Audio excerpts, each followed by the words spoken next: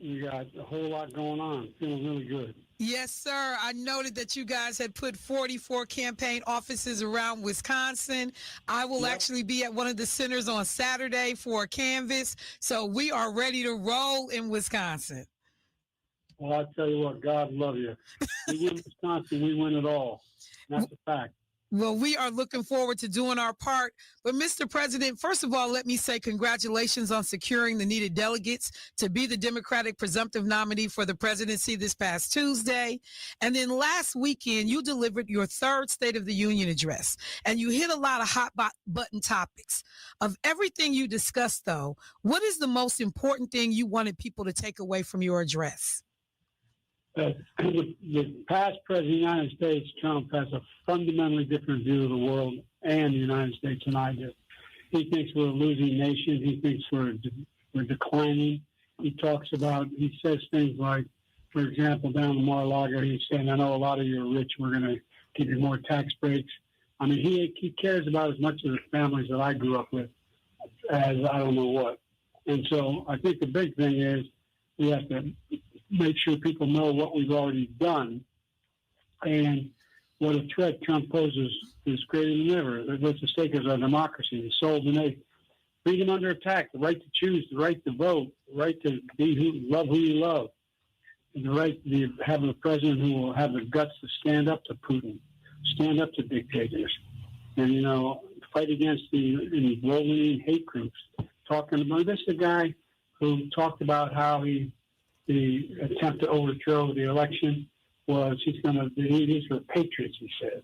He's going to free them all if he gets elected. I mean, where's this coming from? This is not who we are. And the enthusiasm we're picking up as we go around the country is real. We've raised a whole lot of money. We've particularly, we have 1,500,000 donors, including 500,000 are brand new and they're small donors. 97% of the donations are under $200. And people tell me there's no enthusiasm out there, more from ordinary people. That's not what we're seeing. And I think the press is going to be coming around as well. Well, I know here on the ground, we're doing a lot of conversations, talking to a lot of people. And I got to tell you, Mr. President, first of all, given the demographic makeup of our listening audience, primarily Black or African-American listeners, this is a unique opportunity to speak directly to our listeners. Understanding everything you know across the legislative and political landscape, what do you think is at stake in this election for Black Americans specifically? Well, I think a lot's at stake. For example, I made a number of promises, and I've kept those promises. What's at stake? For example, Black unemployment is a historic low and still going down since I came to office. Nearly 15 million jobs created, 2.8 million of those for Black Americans. Black small businesses are starting up at the fastest rate in 30 years. More Black families have health care coverage than ever before. Look, we cut Black child poverty in half. Black home ownership is up. I'm going to invest a hell of a lot more. We've also invested in Black universities, HBCUs. I've canceled a significant amount of debt, 3.9 million borrowers, including many Black borrowers. We keep fighting for more relief. We're increasing the minimum Pell Grant for $900, affecting they rely on Pell Grants. We're returning neglected. For example, how many Black communities are in a situation where they come from a circumstance where they're in difficulty, where the families are in real trouble, where you have people who, how many, even those families that are really poor don't have any books in the house. The kids don't hear a whole lot of conversation. Well, we learn. I'm going to fight like hell to get passed again. Proposal I put forward to say that we should have preschool for every single kid, starting age 3, 4, and 5. The studies show when we do that, it increases the graduation rate by 50%. These kids go all the way through, no matter what the background is. So, the thing that bothers me most coming from a community with the 8th largest Black population in America is the idea that Black kids can't do what white kids can do. They don't have the opportunity. And what I'm doing is making sure they get the opportunity. For example, we're in a town in downtown. I'm here at the headquarters now, and we're making sure that there used to be thousands of 17,000 homes there back in the 6th Street project, 1,000 small businesses. They all got wiped out. They all got wiped out with highways and changing. And what we're doing is they're coming in with $3.3 billion nationally. But right here in this city, $36 million for the 6th Street project, reconnected communities, helping families and businesses.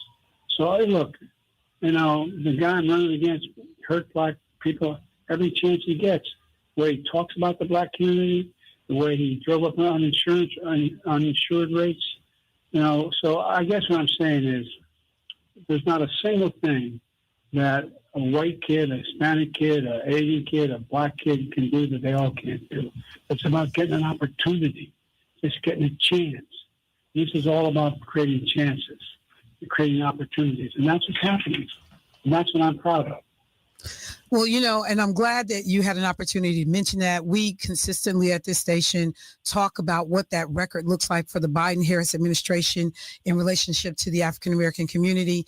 And even when I think about what's been done around the child tax credit, what was done for black farmers, I mean, these are historic programs that have been, when people talk about a game changer, you literally have been able to pull people out of poverty because of some of the work that's been done.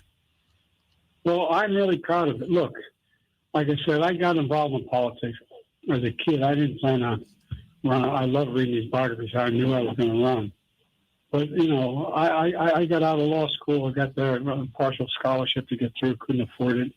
And I got out of law school, and what happened was I came back, and my city was the only city in America that's been occupied by the military for 10 months with a military person on every single corner with a drawn bayonet after Dr. King was assassinated.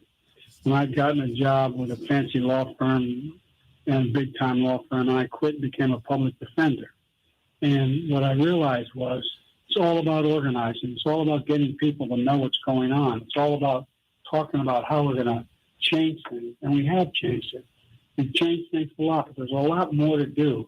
Imagine what we can do. Imagine what we can do if we, in fact, invest the money in our schools. Imagine what we can do in terms of continuing to forgive debt. By the way, African Americans end up borrowing more to go to school, colleges, by I think about 60% more than everybody else does. Well, they get this enormous debt. They graduate. They can't make it. Well, I've forgiven over $1 billion in debt for not just, I forget the exact number, but it's $13 billion, $138 billion in student loans that we forgave. 9.3 million borrowers, including, as I said, black borrowers who keep fighting for more relief. And look, the thing I've learned, and I mean this from the bottom of my heart, there's not a damn thing that a black kid can't do that a white kid, a Hispanic kid, an Asian American kid can do. We can all give it a shot. Give it a shot. My dad used to have an expression, and I mean it sincerely. He'd say, Joey, a job's about a lot more than a paycheck. It's about your dignity. It's about respect. It's about being able to look your kid in the eye and say, honey, it's going to be okay. Give people a chance and they step up. America has never, only country I'm aware of, I'm a student of history, the only country in the world that comes out of every crisis stronger than it went in. That's America. And this guy calls us losers. This guy calls America a failing nation. This guy talks about things that are just even hard to believe anybody really says, the kind of language he uses. So I'm truly optimistic. I'm truly optimistic because we've changed the dynamic here. Instead of building this trickle-down theory about the wealthy do very well, that everybody will trickle down not a whole lot trickle down on my dad's kitchen table. We had 4 kids in a 2-3-bedroom split-level home with a grandpa living with us. We weren't poor, but we had to borrow money to go to school and all that. No hardship story, but it just, and what we do is if you give middle-class people a shot, the poor have a way up, and the wealthy still do well, but we got to start making sure the wealthy pay their taxes. We have 1,000 billionaires in America. You know what their average tax rate is? 8.2%. Wow. 8.2%. And you have, you have a president saying down at Mar-a-Lago, and this is a quote, regarding, I know plenty of you, and you're rich as hell. We're going to give you more tax breaks. As we already come off one of the largest tax breaks that, some of the wealthiest folks in this country had seen during his administration, during his presidency. So that in and of itself is scary. But I got to ask you, because like I said, we are predominantly African-American station, but we have folks that listen from all over the state and quite frankly, around the country and the world. I'm real proud to say, as you are out on the campaign trail, President Biden, what are you hearing from folks? I mean, we were fortunate to have you over at the Hillside Boys and Girls Club today. You've met with local community leaders, state leaders. What are you hearing when you are moving around right now? What's the sentiment, the mood from folks as you are making your way around the country? Well, the empirical evidence is, for example, the consumer confidence is up 25%, that people are more confident about the future than they were before. That's just in the last couple months. And, it's the most increase in 35 years. Here's what I knew. All the things everybody told me I couldn't get past. They told me I couldn't get the infrastructure bill was provided for roads, bridges, highways, making sure we eliminated all the lead pipes in America so people could drink water without lead in it. They're making sure we have affordable high-speed internet, which costs billions of dollars nationally. They told me I couldn't get that done. We got it passed. And then the Affordable Care Act came on, and then we had the situation where we took care of our veterans, making sure that they got compensated. These burn pits all over the country, all over the world will be fighting. People coming down with multiple cancers. And now, because of the law we passed, with very little Republican support, we ended up making sure that we could get things done. One of the things I've been confident of, where the hell is it written that we can't be the manufacturing capital of the world? We have created over 800,000 manufacturing jobs. We passed a gun safety law, bipartisan, first major law in nearly 30 years, checking extensive background checks. More. Did you ever think you'd have a program where you had to talk about children having to duck and cover in classrooms if they're getting shot? More kids killed by guns than any other thing. I mean, it's just amazing.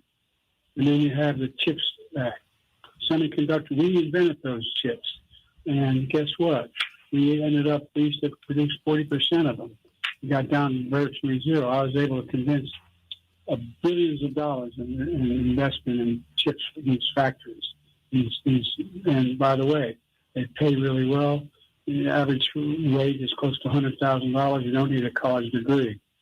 Restoring American leadership in the world stage. The bottom line is, I know I'm talking too much.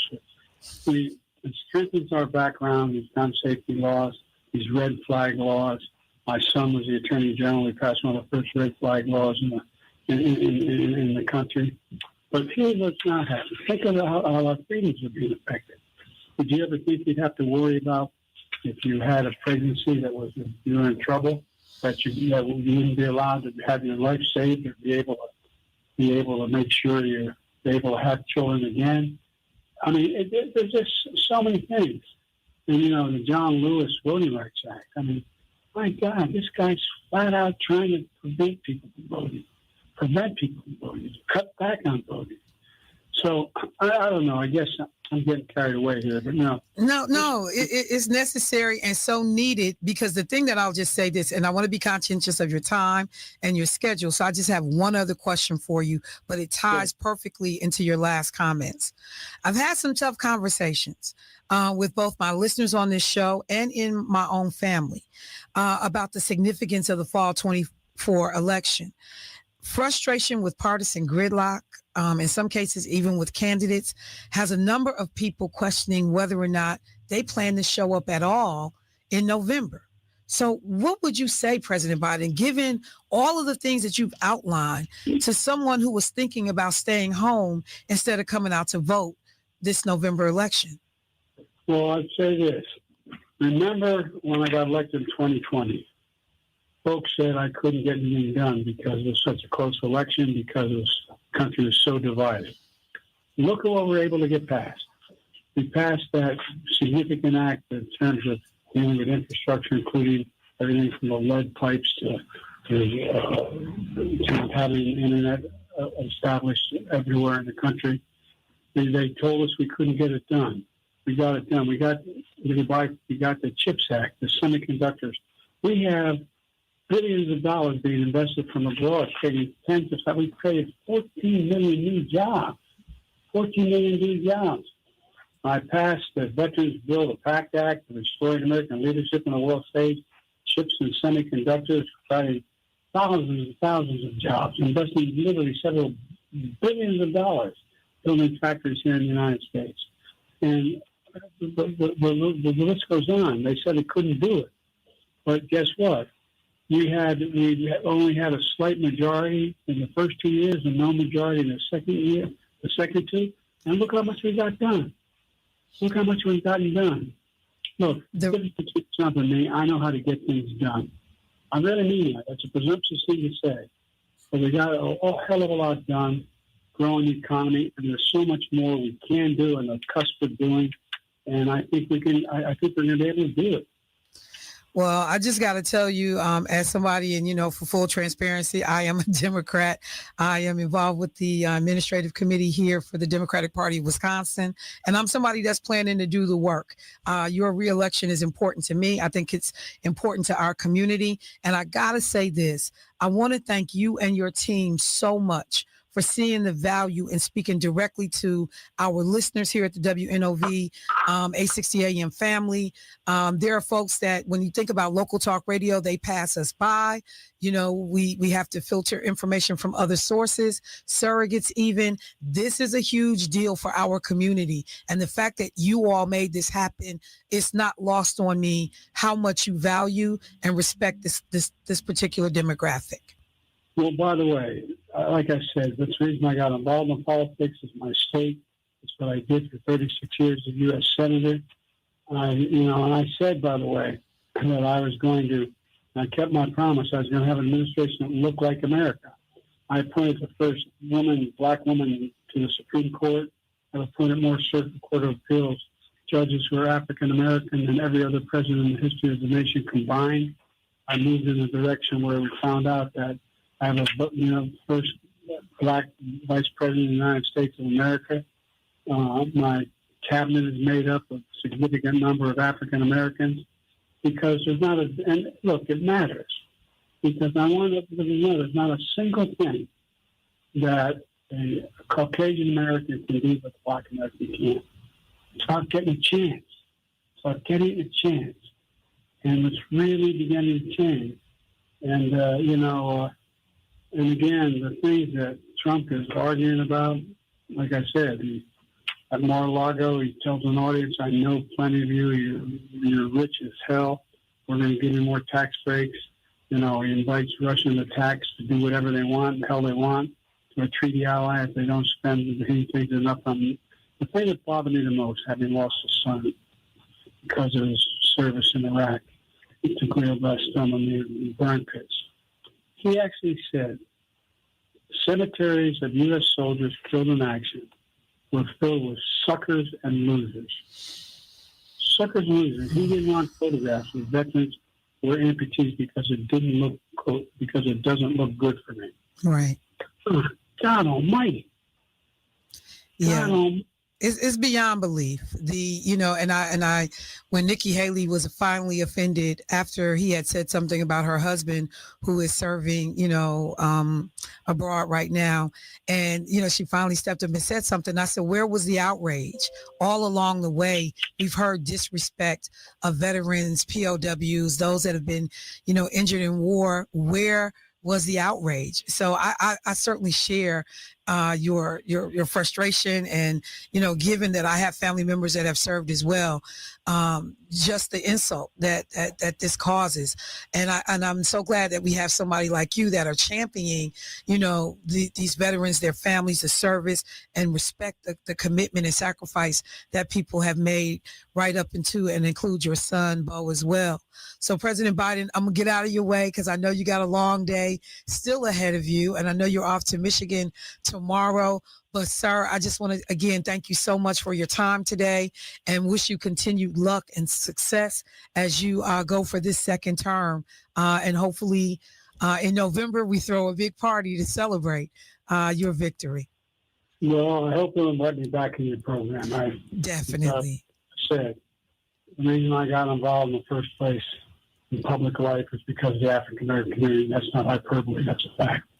And like I said, I just think it's time we straighten things out. And and I'm gonna tell you, for folks that are listening before you get out of here, who say, "Oh yeah, that sounds like political speak," getting involved with the African American community. But I remember reading in your memoir when you talked about being in college. Being in college and working as a lifeguard and working with students predominantly from HBCUs, and what that interaction and those experiences meant to be around other folks in other communities. And I looked at your work as a public defender. And so you have a long, varied history with trying to figure out ways to make life better for everybody in this country, and African Americans have been front and center in that journey. So again, I just want to tell you how much I appreciate you taking time to speak with us this morning, or to speak with us today. Thank you. I look forward to speaking again. Thank you very much. Yes, sir. Good luck to you. Thank you. Bye-bye. All right, family. That was an interview with President Joe Biden. As folks know,